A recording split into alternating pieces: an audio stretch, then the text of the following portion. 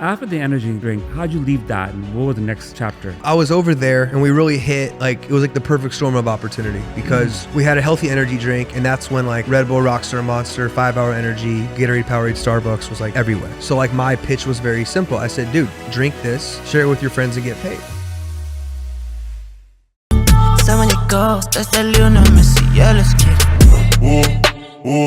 Look at me, habibi. Dubai Jeep, let's get it. Look at me, habibi. Dubai Jeep, let's get it. Bags, expensive.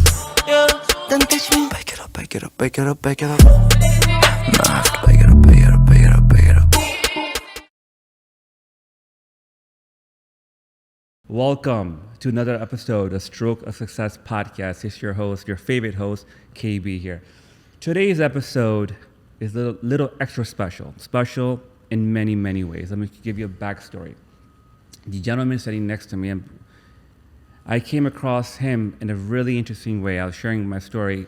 As most of my followers, audience know, Stroke of Success is based out of my stroke. I had a stroke that almost killed me 6 years ago.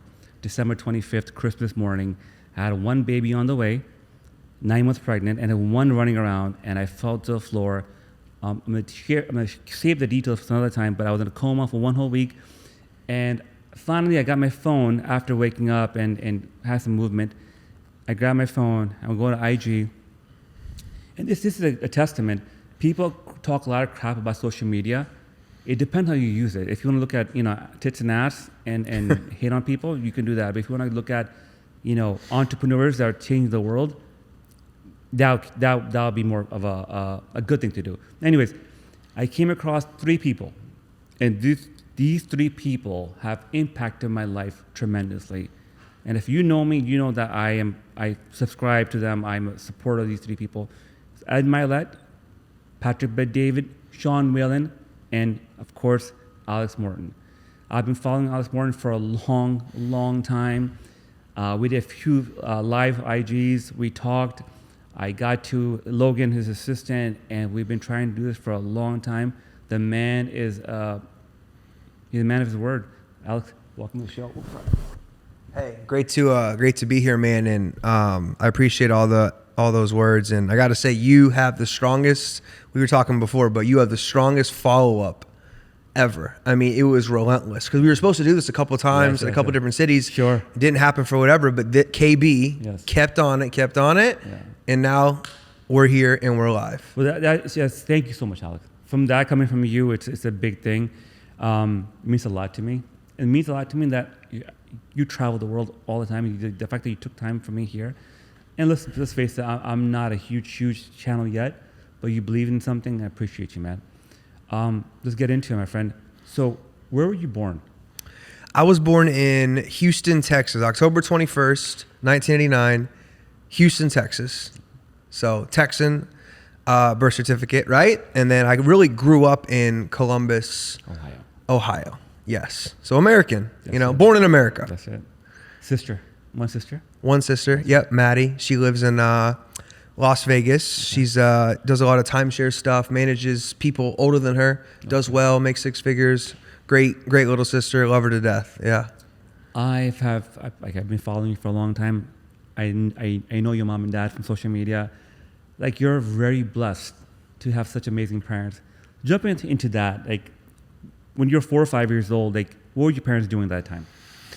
Yeah, I mean, my earliest memories, in Houston, it was like preschool, kindergarten, 1st grade, 2nd grade, and then we went to Ohio. So my parents had a big home building company in Texas, and the story was they were making a ton of money. My mom's like, we had stacks of $100, thousands of dollars in cash in kitchen cabinets, and they bought like brand new Mercedes Benzes, and they were like really rocking and rolling and making a shit ton of money, right?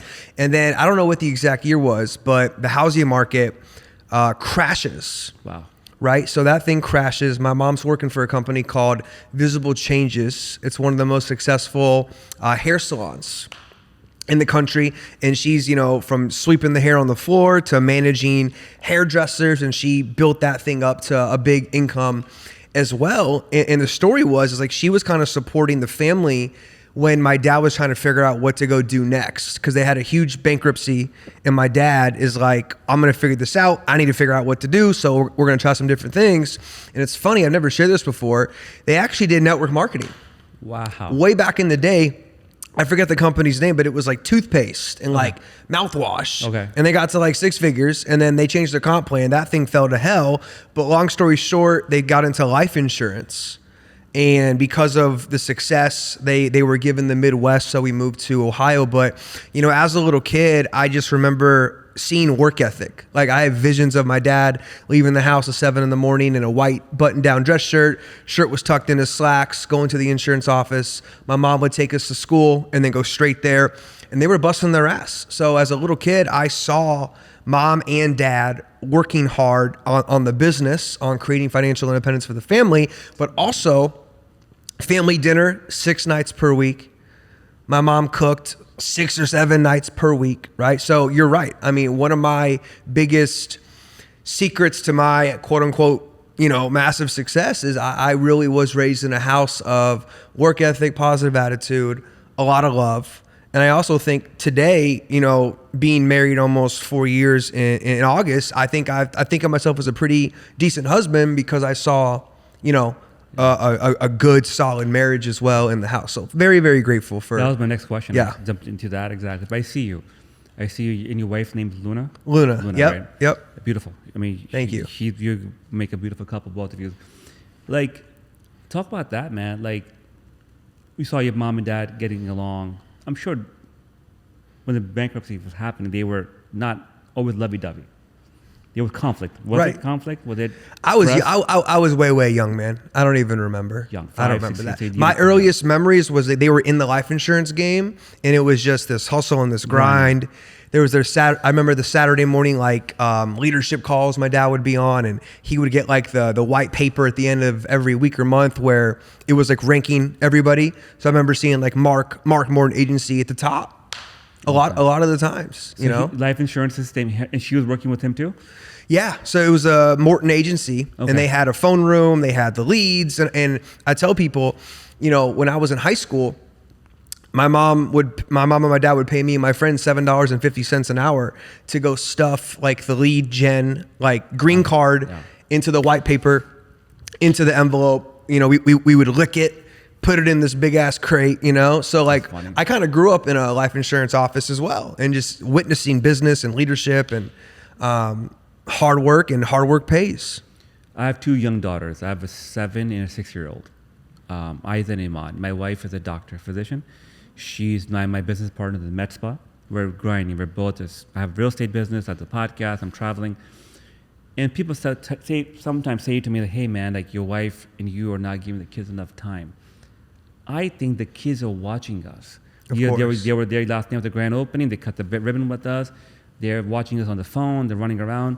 Like, what do you think about that? You think I'm doing a disservice? My wife is doing a disservice? Look at you, right? No, because it's like, it's the whole idea of like the biggest child neglect is raising kids and telling your son and daughter, you can go be anybody you want to be and do whatever you want to go do. And then they look at you and they're like, well, Dad, why didn't you? Mom, why didn't you? So, you know, for me, like seeing is believing. You know, people do what they see, not always what mom and dad, you know, comes out of their mouth. So I think by you and your wife leading by example and showing the kids, like, we're doing this, we're doing that. I got the show. I'm traveling here. I'm doing that. I got a med spa. I'm doing real estate, right?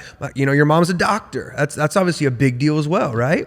So I think them seeing all of that, they're probably learning more from seeing you guys operate, coexist, and thrive together, more so than just sitting them down and, you know, just spraying words at them constantly. Yeah, that's awesome. Good to know.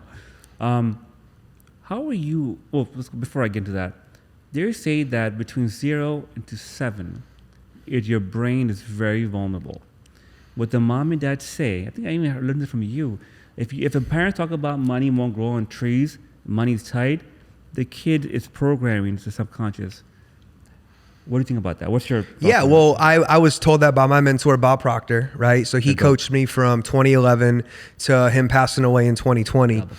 And what happened was, you know, his wife was in my first company and we met. I was making $400 a month. And then through his mentorship and me working my ass off and doing what I needed to do, you know, I became the youngest and fastest ever to make $1 million. And I didn't know how I did it. So he asked me, like, this is how the whole thing happened. He goes, why were you able to make $1 million faster than everybody else? And I couldn't answer. I said, well, I work really hard. And he said, are you the only hard worker in the company? I said, obviously no. Right? And then I said, you know, I have really good parents. And he said, you think you're the only kid in the company with, you know, a good mom and dad? I said, obviously no. She said, you don't even know how you did it. So he said, come to Toronto with me, come spend a week with me at his, the Matrix event. It was like $20,000 a ticket. I went up there for 7 days and I found out what happened to me. And it was this whole idea of my paradigm shifted and my business and my life completely changed. So you're right. When a kid is born from 0 to, some say 7, some say 9, that subconscious mind is wide open.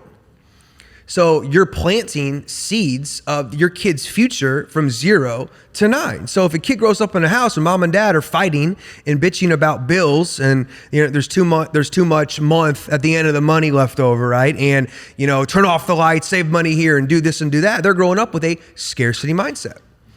So flip side, a kid grows up in a house where it's about abundance, it's prosperity, it's about capitalism, it's about you can be who you want to be, and you know your grades don't define who you are as a person. And so it's a big deal. It is a big deal because then what happens is these kids grow up and they go to a business opportunity meeting.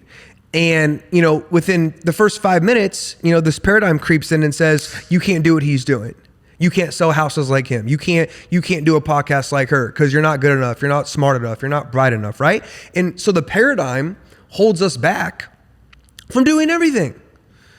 You know, the paradigm controls our habits, our belief systems, everything. And then you meet people in their 50s and 60s, and they're still holding on to these ideas that were given to them by their parents.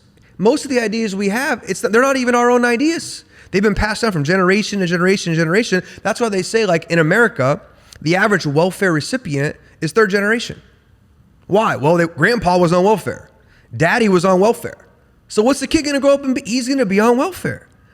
So to change the family tree, you start with the newborn kid and program these kids the right way. That's insane. I mean, that's the issue. I think I was hearing your interview driving here. Recently you did one, and it was something like schools don't teach certain things. You were talking about that. Share that. Like, why school doesn't? Why do you think that is? I mean, the whole system's completely screwed up. School teaches us how to be good workers, yeah. Right? Like Rockefeller, who created the educational system, he said, "I want a nation of workers, not thinkers." Yeah. And if you compare a school, a high school, to a jail, like a prison, there's a lot of similarities there. Yeah. The bells, the little tight, you know, seats in the cell, and lunchtime, recess, go to the playground, go to the yard. There's a lot of big comparisons there, right? So we're programming kids to do exactly what it is they're told. So then when they go through kindergarten to, you know, senior year of high school, that's 12 years. Then they go to college for 4 years, same damn thing. So that's 16 years of programming. So then when that guy or girl graduates college at 21, 22, they're ready for the workforce. So they're already conditioned to be told when to show up to work, when to eat lunch, when to go home, when to pee, when you can take your own family on vacation. And people don't think anything of it. We just accept it as normal. Well, why do you go to work? Everybody goes to work. Why do you have a job? Everybody has a job. No, they don't. Actually, no. Because the 4% of the world that are financially independent, and then the 1% that are wealthy, they own their own business, they're investors, and they create their own economy. So it's set up to fail. That's my answer. The whole system is set up to keep us broken, unhealthy. You know, like before my grandfather passed away, he was taking 18 pills a day. You know, you got big pharma, you got the school system, you know, together. And let's turn everybody into a worker ant or a worker bee in our big plantation here. That's what I think. I agree with you. It's to control us, right? I mean, school lunch, man. I mean, looking back, I'm from Brooklyn, New York, and like nothing was healthy there, right? The stuff they promote us to eat. How were you as a student? Say that one more time. How were you as a student? Were you a straight A student, high school, junior high? I went to Bexley High School. Okay. I think we were we were like a top 100 public school in the country. Okay. And I went to a good school. Like I had a lot, some of my teachers were really, really good. Some of them were, trash, but I definitely learned some stuff, growing up in that school system. I made the honor roll several times. My mom said, you don't need to make the distinguished honor roll at 3.75, but the least you can do is get a 3.0. Sure. So most semesters I was getting a 3.0, which is, a B average. Sure. And I graduated high school with a 3.017. So I literally made my mom happy by 0.017. So in school, I did enough to get by. I did enough to pass my classes. My SAT score was a 1490. That wasn't very good. I had a guidance counselor tell me I'm probably going to go into a field or a profession where I'm going to be making money with my hands because I just wasn't, smart enough. Oh, right. Wow. And then I went to Arizona State. So I applied to Indiana. They told me no. Ohio State told me no. Oklahoma put me on the wait list and then they told me no. And then I applied to Arizona State and they let me in. And even there, freshman year, I'm in, the business school, trying to qualify to get into the business school. And I remember Dr. Filer was his name.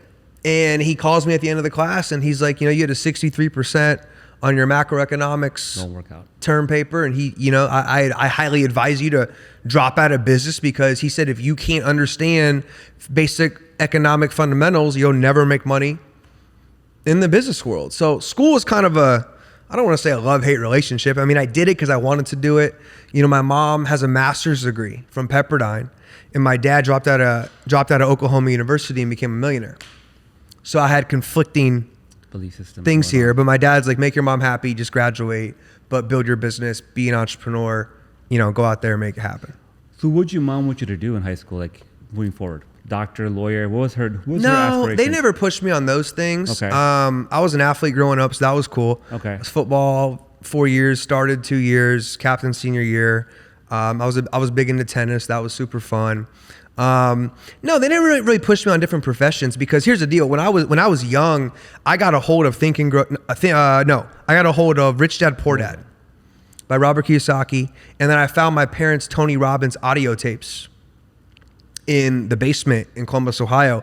I think it was called Personal Power. It was like literally cassette tapes. Back in the day. So I was playing these things. So, and it's funny now because I'm like, people say, oh, motivational. So I'm not a motivational speaker. I'm an educator and a researcher, right? But I speak.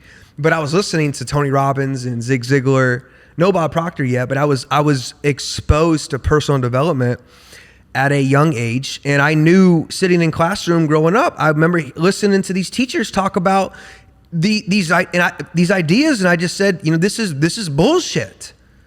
Like, go get a job and, 30, 40 grand a year. And I'm sitting there like, dude, I'm not doing that. Like, I'm just not. And then freshman year of college, same BS.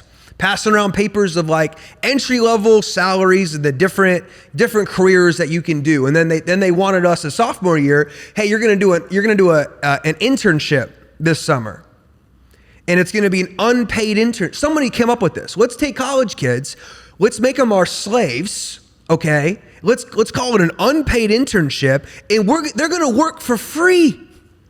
I remember all my friends did it. I said, dude, thank God I found network marketing. I'm like, my internship's gonna be building my business this summer. So when I graduate next year, I don't have to go do this nonsense. So I had a lot of like anger. You could probably sense it to this day. Like I had a lot of anger, frustration back then because I had so many people of authority trying to push belief systems and ideologies on me that I knew that deep down was nonsense. So I was fighting. They were like, go left, and I had to fight to go right. But thank God I had enough fortitude to break out of the matrix, I guess you could call it. How old were you when you came across self-development? Was that book, Rich Dad Poor Dad, was it Tony Robbins? 4th grade, 5th grade. Wow. And then I came home one day and I had, it's funny because Trump is obviously now, Trump, He's but Trump. Donald Trump, Think Big and Kick Ass. Yeah. And I remember taking that book to a chemistry class and I would put it inside of my chemistry textbook. I was just drawn to success. I was just drawn to it. Like I would like get off to reading about these stories of like my mom's mentor, his name's John McCormick. He's a big businessman in, Texas. And his story was he tried to get a loan from a bank to go start this visible changes company. And he got told no by 35 banks. And then the 36th bank or something like that lent him the money, and hundreds of millions of dollars later, and lives impacted. So for some reason, I wasn't in business as a young kid, but I was so excited about reading these stories and hearing these Richard Branson and Mark Cuban and Trump. I was just like, wow, this is just so interesting to me. Like being your own boss and building your own thing, and obviously becoming a millionaire, right? So I was so drawn to it, and I look back, I was emitting these vibrational frequencies out into the universe, and eventually I attracted, first it was real estate, residential real estate, and then it was the direct selling industry, and the rest is history. So many angles I could take here. So let's get back to self-development. So junior high school, you get into self-development. Your dad he's a big proponent of Tony Robbins, right? Doesn't he go to his shows? So my mom worked for a short period of time for Tony. Okay. And Tony is actually still friends to this day with my mom's first, or I guess biggest mentor in the business world. So that was kind of the connection there. But I remember the Zig Ziglar tapes and the different things going off in the office and in the house. Yeah, it was all personal development. Were you, in your circle of friends, were you the only one so pro-business, such entrepreneurial spirit? I mean, growing up, I had friends, and we talked about businesses, and we started when it snowed outside, we'd go door to door and get $20 to go shovel driveways. And then in the fall, when the leaves fell, did the same thing, raked the leaves, put them in bags, and for $20 a driveway. So I had friends that were into making money, but I was definitely the most, I guess you could say, the depth of vision of it. Like growing up in a small town, 2 pizza shops, 2 ice cream parlors, Friday night football, the whole town went to the game. It was an amazing childhood. It really was. Good memories. I love I think Bexley, Ohio is a phenomenal place to be. Yeah. But I wanted more. Yeah. I wanted more. Talk about your college entrepreneurial. There's a magazine written on you, I think Rolling Stone or something. Mm-hmm. Talk about that experience. Everyone, when you Google your name, that pops up.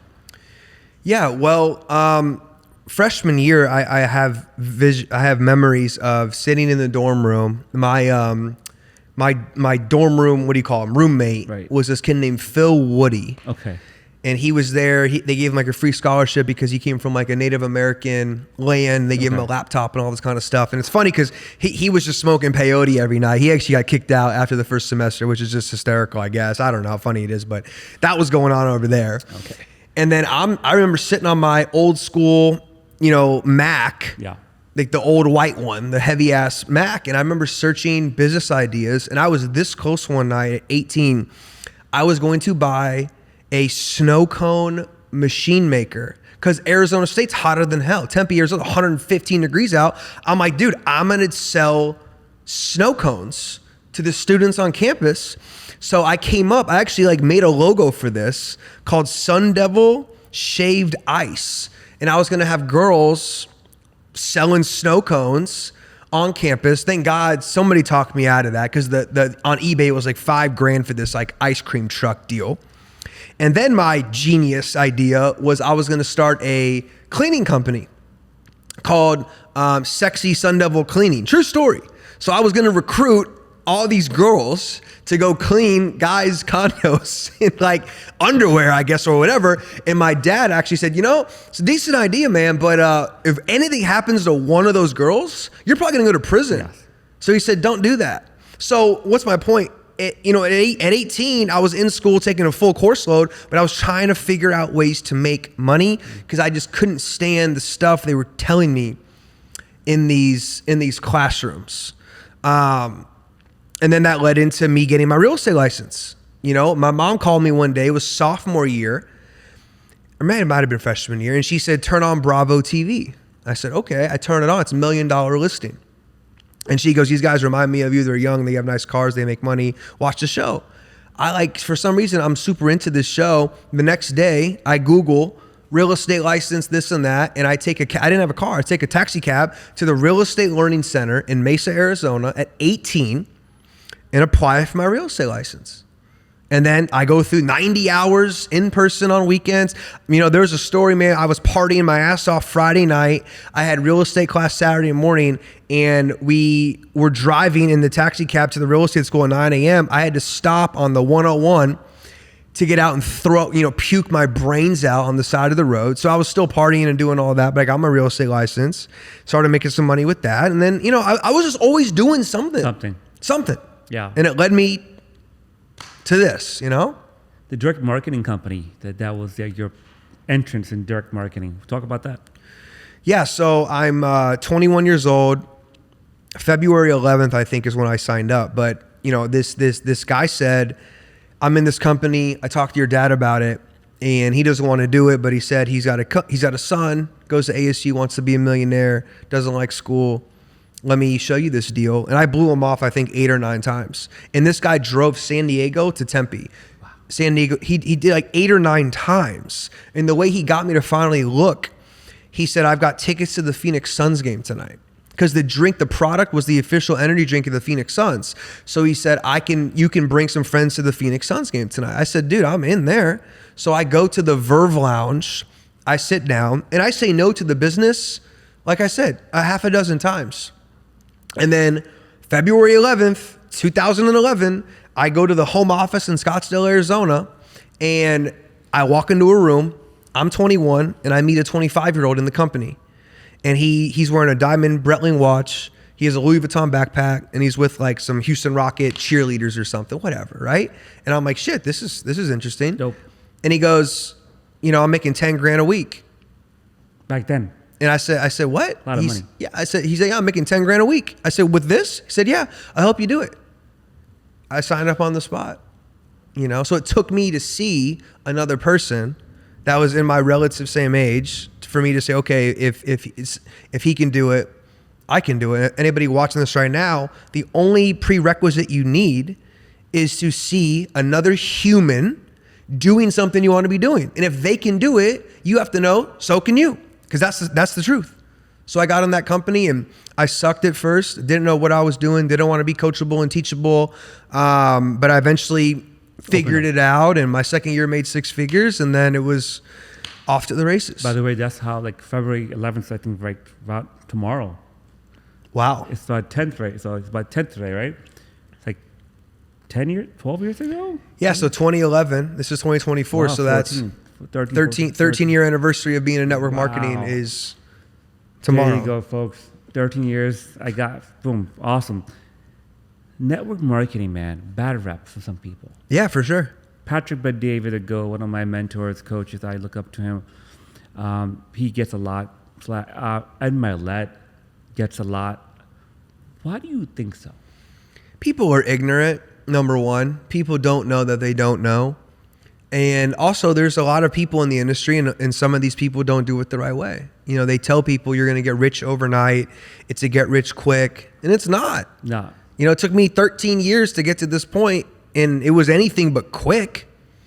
But people are ignorant. Keller Williams, you recruit an agent, you make money on their agent. 100%. Every insurance company on the planet Does that. is a business model of. I spoke last weekend, and it was there. I was breaking down what they do. They paid me to speak and train their people. Why? Because it's the same fundamentals, principles, mindsets, belief systems, and skills you need to go win in insurance as it is in network marketing. The product and the service can change. But if you're in a business where you're paid on commission, there's sales involved, there's marketing involved, there's leadership involved, and there's building teams involved, those same fundamentals translate into dozens of industries. So I think people that, talk shit, they just don't understand. Do you think the government, some parts of the government is probably just hating on it and they come back hard on it? Yeah, for sure. Right. The government doesn't want me. The last thing the government wants me to do is go teach 22-year-old kids how to go make more money than their parents by their 25th birthday. Because then we take them out of their system. We take them out of their factories. We take them out of we're going to pay you just enough so you don't quit. Right? So of course they don't they don't like it. 2-week vacations will give you benefits, right? You subscribe to their ecosystem pretty much. And once someone's going to come and threaten that, you're out, right? Yeah, I mean, the government, I've always been told, you always pay your taxes, and I do. I overpay my taxes on purpose. Like literally, we made a tax payment a couple weeks ago. It doesn't matter how much it was, but it was whatever. Yeah, it was a lot, hundreds of thousands. XYZ. Okay. And I said overpay by $50K. Why? Share why. Just so if there's any inkling on what maybe we should go after this guy or audit or do this, he overpaid, just let him be, and they give it back anyway on the refund. But you just don't mess with the government. Yeah. The biggest mafia on the planet is that. So you don't want to screw with that. But they don't like, especially our current. I don't want to get too far left over here, but I'm with you on that. Our current political landscape is like, they don't want anybody. Capitalism's like, it's like the devil. We don't want you to own a business. We don't want you to be able to over provide for your family. We want you to be over here in socialism. And it's like, I talk to people, it's like, dude, go research all the countries that have tried to push through socialism. And then we're in Miami. You talk to Uber drivers from Cuba, they're so pro anything but communism and socialism. They hate it. They're so against our current administration. They're like, you Americans don't understand what that will do to you. We ran away from that, and we got people over here in America, preaching this stuff. It makes me sick. It's disgusting. Yeah, I grew up in welfare. My mom was a single mom. My dad left at a young age. And I was kind of liking this. Oh my God, the government taking care of me. I'm from New York, and New York's very relaxed laws and liberal. Nothing against Democrats, right? It's not political, but it's like, oh my God, it's so comfortable. Like, why work hard? And it took me some time to, flip the switch, so to say.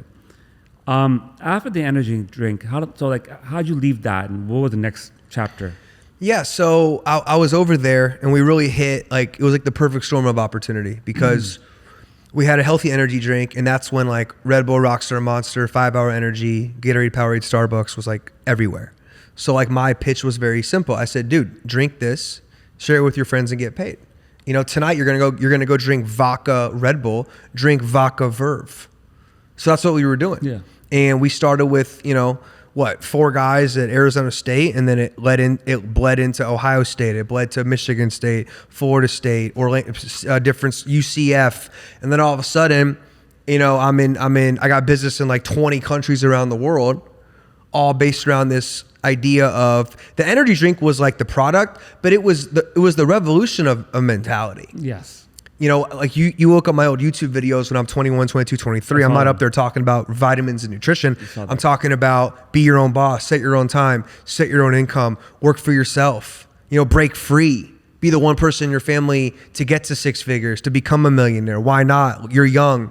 This is the most socially connected you'll ever be in your entire life. Now's the time to really ramp it up. And we helped a lot of people make a ton of money. And the ones that didn't make a ton of money, now in present day, they're all doing really cool stuff. Yeah. I got so many friends that were a part of that company, didn't make any money, but now they're literally multimillionaires in every facet of industry. And I talked to them, and they're like, yeah, it's the mentality. I watched you talk at 23, I was 17, and ever since that night, I knew I could go become something more. You change the mind, you change the mentality, you change the attitude, you change everything. Change the life, 100%. So I always say I'm a real estate coach in my team, and I firmly believe the skill set is one thing, but the mindset is the main thing. If you could have the last name of Trump or Morton. Yeah. But if the mindset and the work ethic is not there, nothing happens. Yeah. Right? Yeah, you got to work hard. The needle doesn't move. You just remind me of a scenario. You say, hey, the government doesn't want you as a 21, 22 young individual to teach other people to work for themselves and break the shackles. So remind me of someone else we all know, Andrew Tate. Uh-huh. Right? So you were kind of the Andrew Tate before the Andrew Tate. Yeah, I like his stuff. The whole idea of working out, being healthy, providing, protecting, those are all great things. Some of his stuff the chauvinistic stuff about I'm with women you. and all that. I'm not with I don't that. subscribe to that Me crap. neither. No judgment. That's But you. his main principles is, you know, Tucker Carlson said everything, 95% of the things out of Andrew Tate's mouth, he said, I want my sons to listen to. Yeah. It's a true, I mean, he's preaching, be a man, be responsible. You know, and we have so many people getting high all day, getting drunk all night, playing video games, streaming here and there. Porn, and online their poor mother is working a job. Yeah. So it's like, What are you doing? what are we doing? Like my first big motivation, I remember I overheard a conversation. I think my parents were in the kitchen. I don't know where it was. My mom was worried about my dad's health. He thought he was having like heart attacks and stuff, but it was really like anxiety attacks as he was so stressed. So I'm hearing this like, you know, I don't know, 19, whatever I was. And I'm like, dude, I'm going to make enough money to where if they want to retire, they can just retire and relax, you know? So I think these principles that whether it's Tate or me or somebody else, they're simple. It's just guidelines. It's rules. You know, recently I've been getting into this whole like stoicism, they call it. Yes. I came across a couple of videos. I'm like, shit, I talk a lot about this stuff. I didn't even know this stuff existed. Me either. You're right. But I'm like, this is great. You know, like you do it anyway. Or if you don't feel good, don't let your emotions dictate do it. your day. Like yesterday was a long day for me. Today's a long day for me too. I did cardio this morning. I was up late working. I went to the barber before this. You know, after this, I got to go, you know, weight train. I have more calls. It's like, I could go crawl in bed after this and watch a sleep movie. and watch Netflix. I could, and that would be nice, but you have to act regardless of how you feel, you still have to act. It's like fun. success, you have to pay rent Every day. every day. Do it every day. I was listening to your interview right now on the way here. Gentleman asked you about, hey, how do I become a motivational speaker? I love your answer. First of all, I'm not about motivation. The motivation is temporary, right? I mean, that was the thing in the 90s, right? Where you had, come on stage and we get motivated and let's go work out. Let's go pick up the phone, make some sales. But that can quickly come in and come and go. Yeah.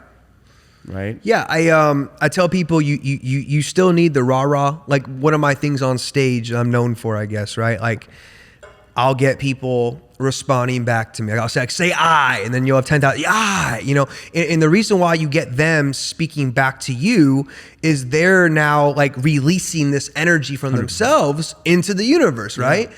And then like we'll put music on and we will jump up and down and we will scream and shout. I love that. But you shift paradigms like that. 100%. Like you shift the paradigm two ways. By an emotional impact, something like that. Like I walked on fire twice with Tony. Shit's real. It's funny. I'm like, oh, this is like a song and dance. Like there's no way this guy's like having people walk across fire. And I remember I went down there. It was either Chicago or Dallas. I'm with my little sister, and I'm like smelling the air. I'm like, what the hell is that? And this guy goes, dude, that's burning flesh. I'm like, this is real. This is a real fire. Like I watched a dude take hot coals out of a big raging fire and shove it on this thing of grass, and it was real. But that, you shift the paradigm doing that, or you shift the paradigm by the constant spaced repetition of information. So I do both, you know. But yeah, motivation, it's like taking a shower. You need it every single day.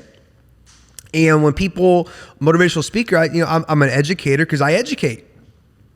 You know, I'm a teacher. Well, I mean, that's what I'm going to Europe Wednesday. I'm in 9 countries. What am I going to do? I'm teaching. Like I'm speaking and I'm teaching, right? Yeah. So you need the energy. You need the rah-rah. I really think people do need that. But it has to be backed by real information, real strategies, real blueprints, real things that have worked. You know, I tell people like what I teach and talk about, these are the things that allowed me to earn $1 million before I was 25, earn 30 before I was 30. You know, I told everybody I'm not going to talk about relationship or marriage content until our 5 years. But when I start into that, it's going to be based on, we've had a great marriage for 5 years. This is how we did it. You know, so many people out there, I want to be a speaker, but you're just talking shit off of random stuff. Like the best quote unquote speakers are people that say, hey, this is where I was, this is where I am today. And in this gap, this is what I did. This is what I thought, read, spoke, ate. Yeah. This is what I did. And if you do this over time, you'll win. You'll win. Like Patrick David says, your value, you will draw your value. You have to give it time and effort, right? Man, so many ways to take this. I asked you a question on the live. It was interesting. I asked your boy Matt Rosa. I asked the same question, and he was kind of stumped, but he gave me a good answer. So I'm Muslim by faith, right? I'm a Muslim. I'm not the most religious individual. I believe in God. I'm spiritual. Law of attraction comes to my life. Law of attraction is huge. I've been a believer for 10, 15 years, and like it or not, it's there. And the question I asked you then, this is 2 years ago. I think I remember this. There you go. I said, hey, Alex, God, universe. If you read some of the religious posts online, either Muslim, Jewish, or Christian, no, law of attraction is wrong. You should not do law of attraction. That's devil's work. Believe in God. But you always talk about how you co-create your reality. So break it down for me and my audience. Like, am I wrong to believe in law of attraction? Well, first, I'll say people are entitled to believe whatever they want. Right. You know, if there's a girl out there that her name's Danielle and she wants to be Daniel, you know what? Go for it. Like do whatever the hell you want. Do you? But don't teach kids this. I agree with you. You know, bullshit, right? But people can do whatever the hell they want. Just don't harm other people, right? Exactly. So I was raised Jewish, got bar mitzvah, Sunday school, believing, you know, Judaism, and then growing up, I got exposed to the law of attraction, you know, pretty much through Bob and The Secret, right? Where he was in The Secret. And I'm like, you know, I subscribe to this. This makes sense. Like, you know, your thoughts create your feelings and emotions, and then those lead you to take certain physical actions, and then your actions produce the results of your life. I'm like, okay, 2 + 2 is 4, right? And I've also been told this too. Like I actually had somebody say this to me. Bob Proctor is the work of the devil, and he's a Satanist. I'm like, I know Bob. He was actually behind closed doors. You know, publicly he was, quote, Christian, but behind closed doors, he believes kind of like, you know, what I believe today. And so here's my answer, okay? Okay, me and you were created by the Creator. So when we say God, I'm not saying, you know, you are your own. I think there's some religions out there where they're like, you are your own God. Yes. We are God-like.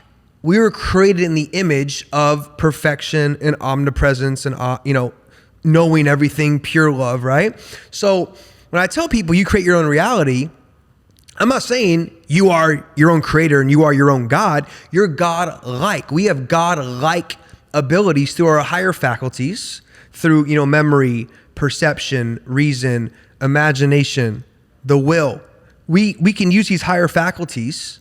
You know, these are the things that separate me and you from the whole animal kingdom to create our own reality and experience. And then when I hear the word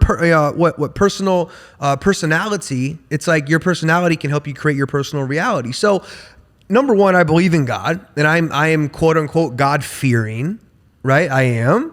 But when I personally, the whole religious thing, I just have a tough time sometimes with it. I respect everybody, and I've been to churches, I've been to mosques, I've been to synagogues, I've been to everything. But for me, it's like I'm created by God. God is all-knowing and all-perfect. So I have God-like abilities in me, which means me and you, our spiritual DNA is perfect. It requires no modification or really improvement. We're already perfect. We have to become now aware of who we really are. Wow. And we do that by increasing our awareness, and we do that by studying us. And through our thoughts and our feelings and our actions, they give us our results. To change the results of our life, you don't go and change just the action first. You have to go back and change the thinking. So when Earl Nightingale or Napoleon Hill talk about, you know, what are you thinking about all day? You know, our thoughts are things. Our thoughts are things.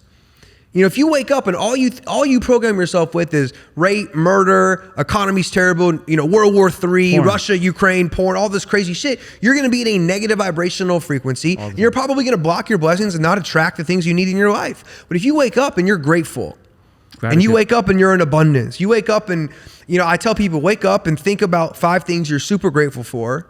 Okay. And if you're having challenges with people in your life, spiritually send them love. Like think about that person and just send them love. And a lot of people say, oh, it's hocus pocus, it's esoterical, it's Satanism. I'm like, dude, you just don't get it, man. You just don't get it. The law of attraction is just as real as the law of gravity, right? If you drop this cup, it's going down every single time. Okay, if I think bad and negative and crap, I'm going to continue to get that in my life. But I don't think you can just think your way into becoming a multimillionaire. You still have to work. So like Grant Cardone, a friend of mine, right? Everyone knows Grant. He's like, dude, you need law of attraction. You need law of action. You need to do it right over here. But then, yeah, you better wake up and grind. You better hustle. You better do it anyway. No matter what your emotions feel like that day, you need to make those phone calls. You need to follow up. You need to go do an open house. You need to call these leads. You need to go work out. You need to do your cardio. You need to eat healthy. You need to do it anyway. But the best is combining the two. Law of attraction, law of action. And then on top of it, I'm created by God. And it's good. Every morning, I think people should wake up and get on their knees to remember how small they are in the image of God. That's my perspective and opinion. I'm not saying it's my truth. Again, people can disagree with you, whatever they want to believe. I just look at a lot of, if you Google and you look up a lot of these wars, a lot of them, millions of people have died over innocent religious conflict. And because of that, sometimes it's hard for me to say this one religion is right. Everybody else is wrong. I'm with you. There's a lot of Muslims. My wife was raised, Muslim. I'm friends, some of my brothers in Egypt, Muhammad and Mahmoud, they're Muslim, right? So what? So if Christianity's right, so every Muslim's wrong?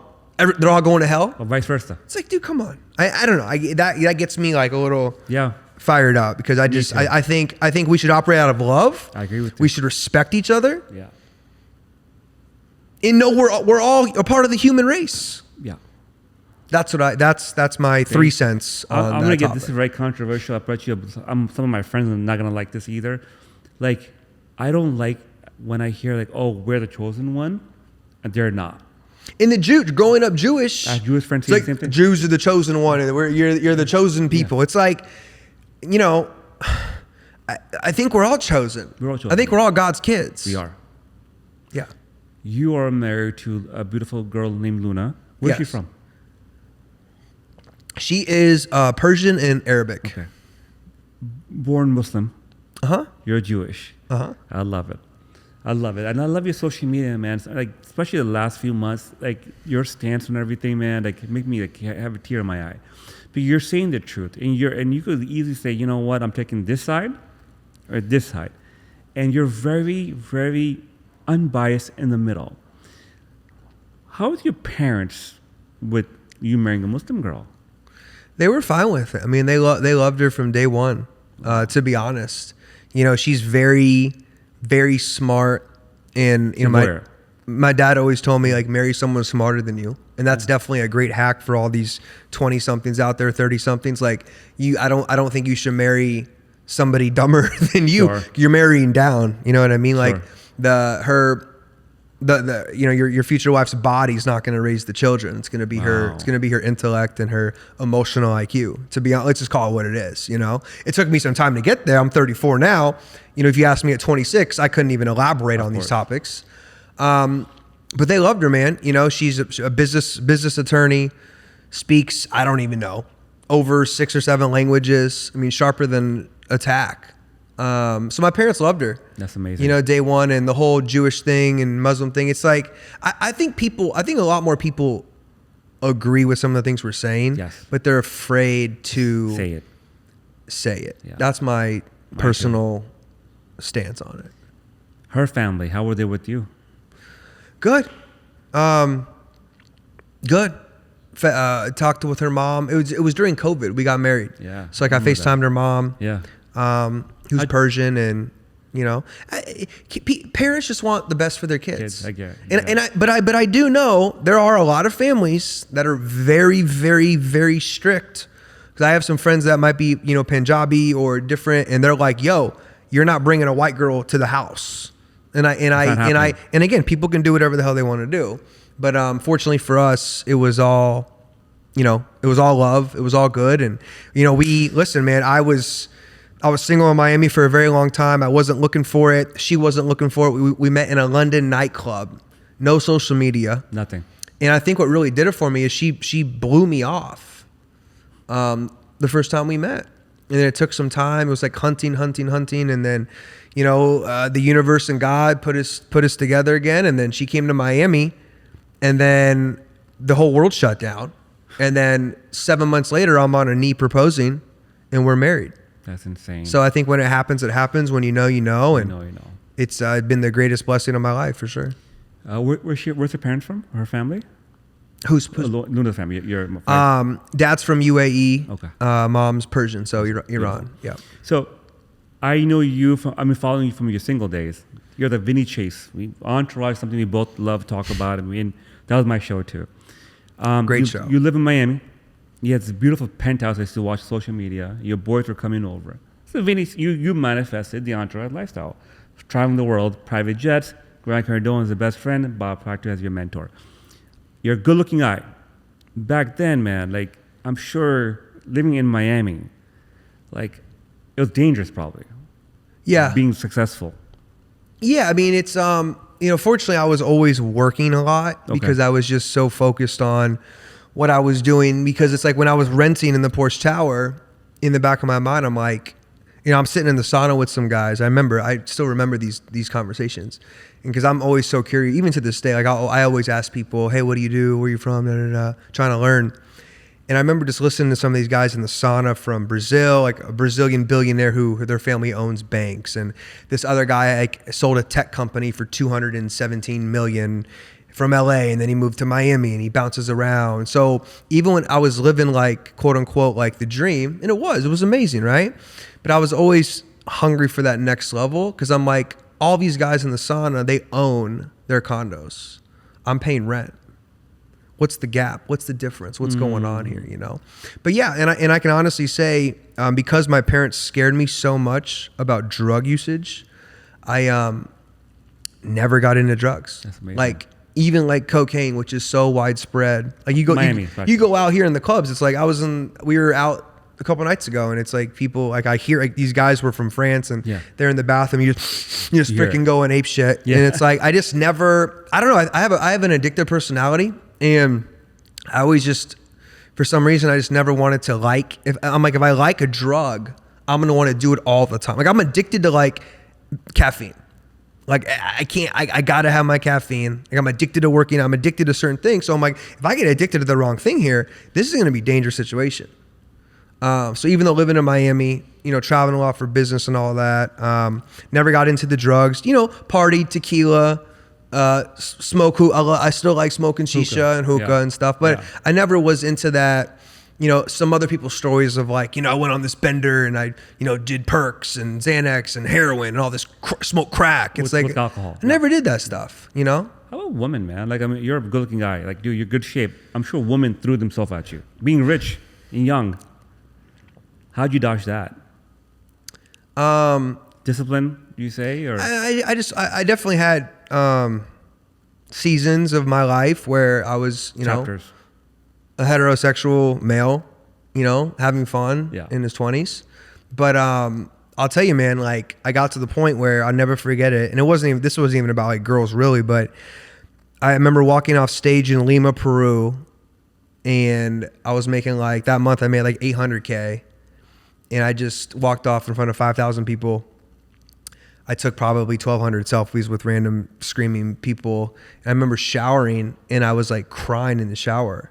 I just felt so empty and lonely and just lost. And like in that moment, I realized like I was always around people, but it wasn't like there was no depth of anything.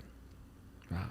So I remember like at that moment, I'm like, okay, I would really like to find a partner eventually here. And then when I turned 30, everybody always told me, when you turn 30, you're mentally, something's going to shift for you. And I'm like, yeah, whatever. And then I turned 30, and I don't know what the hell it was, but I turned 30 on October 21st, and I started dating Luna officially October 25th.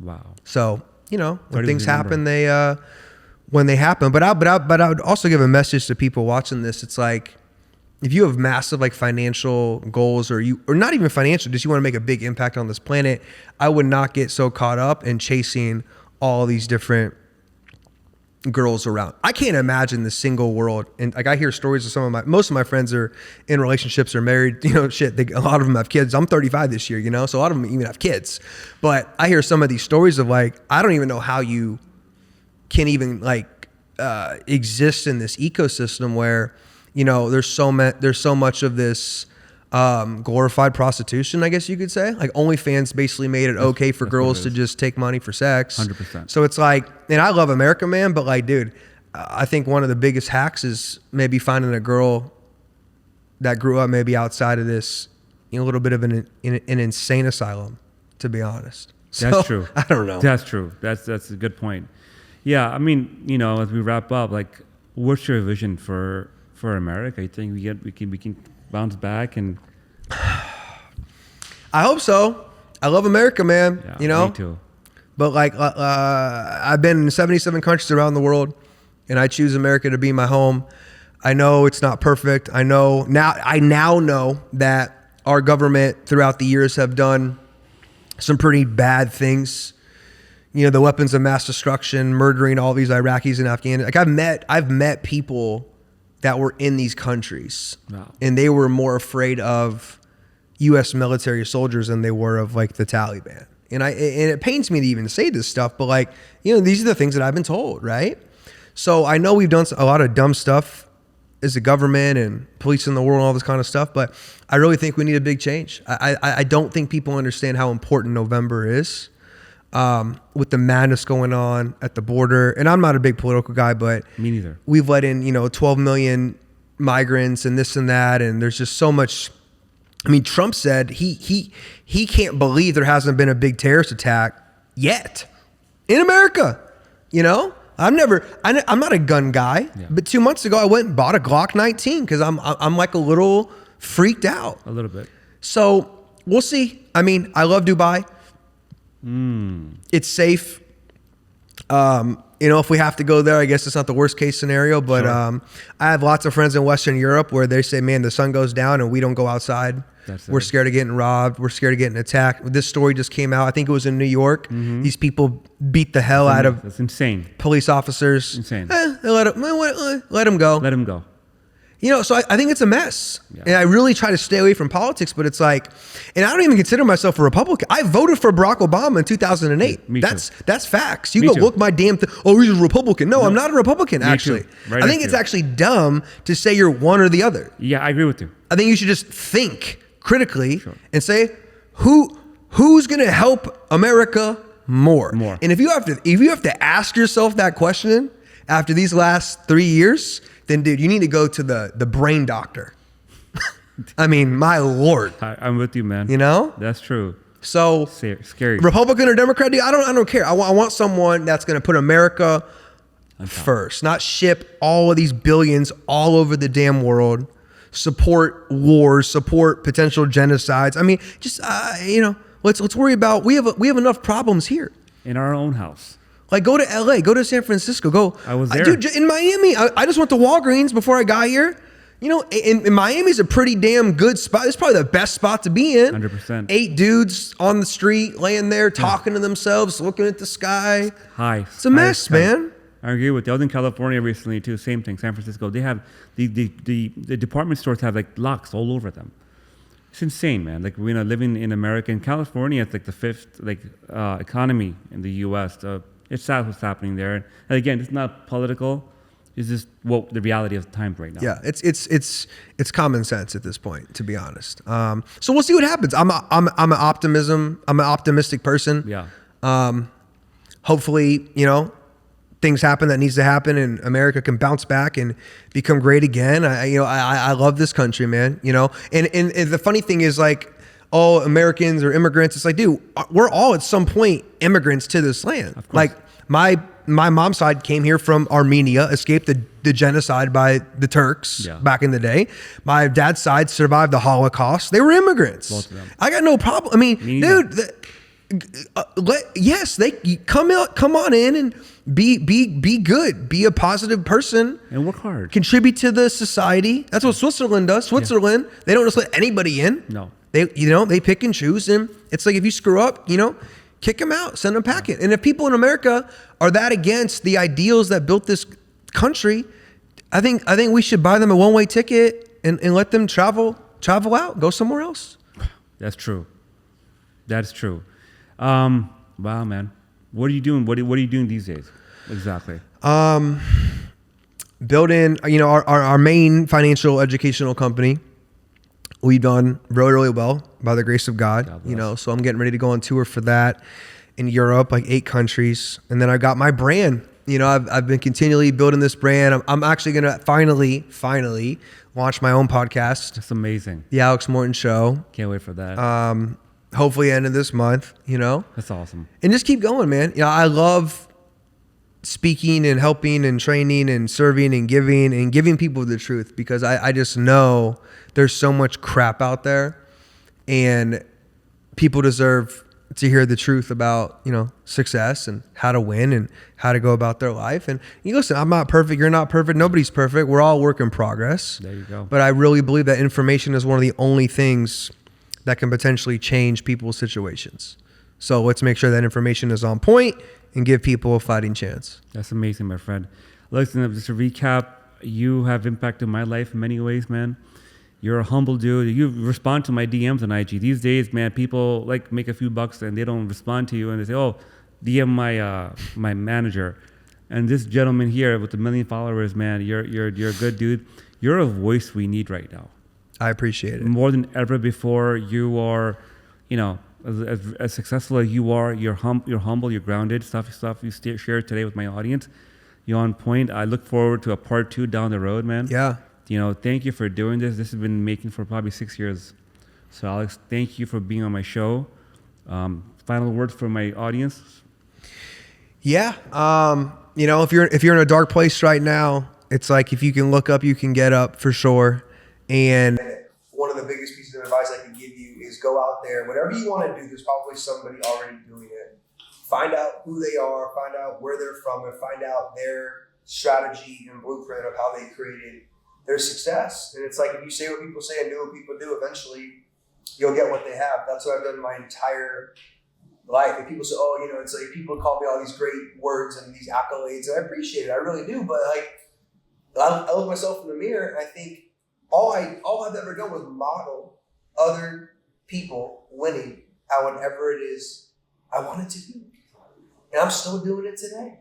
That's what you got to do. You can do it right vehicle, right opportunity, unlimited earning potential somehow, some way, having the right environment, having the right people in your corner, having the right mentor, and then you have to work your ass off. Especially if people are listening and they're in their 20s, mid 30s, it's like, dude, you rather work hard now than when you got a wife and a bunch of kids and mortgage payments and car payments. It's like when it's just you, take advantage of that time and stop, vaping and bullshitting and become financially independent. Wow. Good stuff. Yeah. Where can we find you? YouTube, Alex Morton Mindset. Instagram, Alex Morton Mindset. And I got a free Telegram. I got a coaching program going on now as well. People can be a part of that. So let's win together and make the rest of 2024 the best of 2024. And I'm proud of you. I want to say I'm proud of you. Your story is inspiring. Appreciate that. And you're a great dude, man. Thank you, man. So thank you so much. It means a lot to me. Thank you, Alex. Thank you so much, man. Oh, man. Thank you. You got it.